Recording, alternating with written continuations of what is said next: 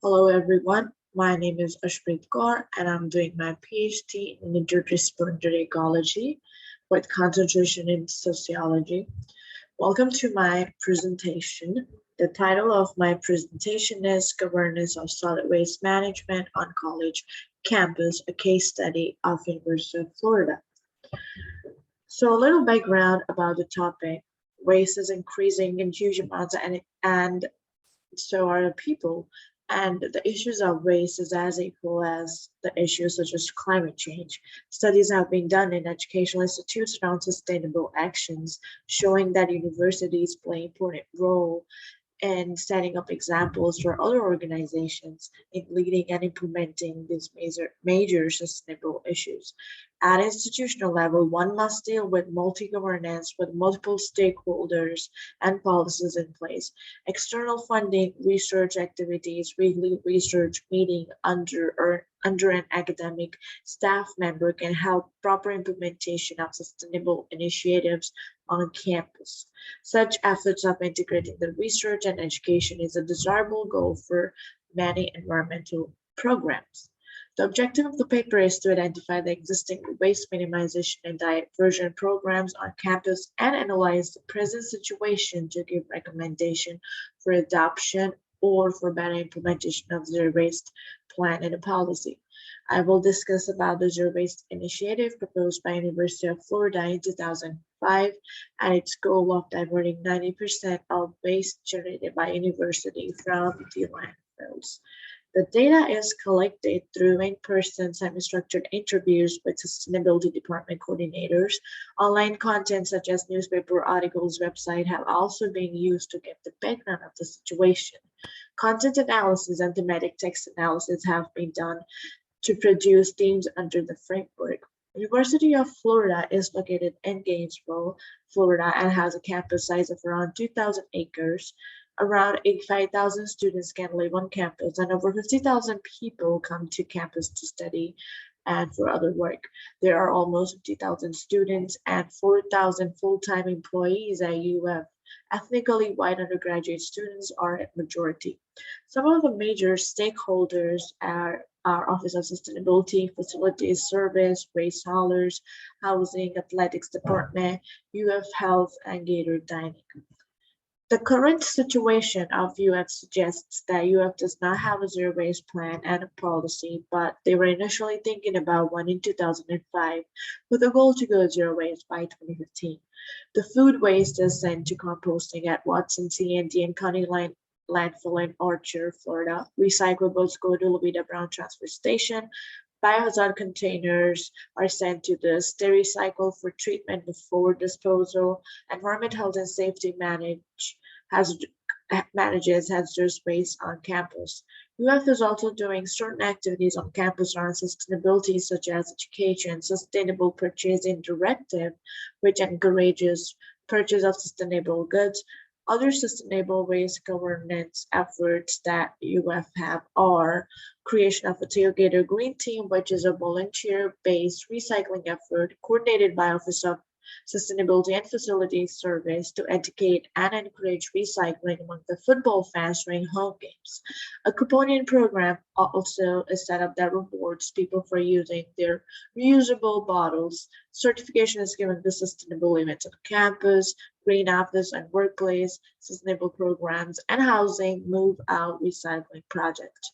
UF also takes part in the Sustainability Tracking, Assessing, and Rating System, which is a program of the Association of the Advancement of Sustainability in Higher Education, which intends to engage higher education systems ranging from community colleges to research university in efforts of sustainability by giving them ratings based on sustainable efforts done at the university. UF has a silver rating in that case.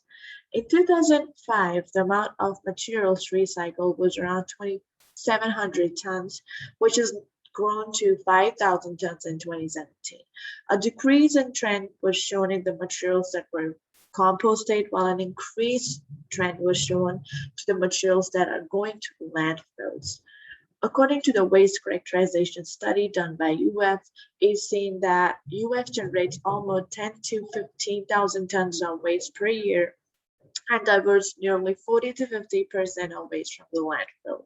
Huge number of organics such as food waste, different types of paper and yard waste are going to landfills, which can certainly be rescued and diverted, hence saving the landfill waste.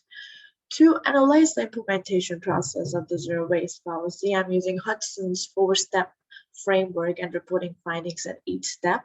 The steps are policy preparation, which determines the practicality and feasibility of the policy tracking, including monitoring, problem solving, and assessing, implementation support from crucial actors, and implementation review done after post-implementation of the policy, which is not included in this research and as the policy is not implemented yet. The findings suggest that UF did not follow through its goal of going zero waste by 2015 and rather gave issues such as waste and energy conservation more importance, stating that they are working towards climate action plan. A zero waste plan is part of climate action plan as a lot of energy can be saved by reusing the products and diverting them from the landfills, which further saves costs of transportation and burdens on the landfills. Part of the zero waste plan is composting, which sequesters huge tons of methane in the soil itself, hence diverting a lot of greenhouse gases. It was also seen that there's a lack of financial resources and Florida does not house a good recycling market. So usually university has to end up paying for the recyclables to be taken. Also, a lack of collaboration was seen within the stakeholders where the county doesn't support or has facilities to help UF to go zero waste. This is what was reported by University of Florida. There is no single person in charge of the waste minimization and diversion plan, hence proper communication with different stakeholders is not possible. This arises the need of employing such personnel who can coordinate among different entities and put together a holistic waste plan. Not having proper baseline data for diversion from different activities is also an issue as no comparison can be made or the success of the program cannot be evaluated that way.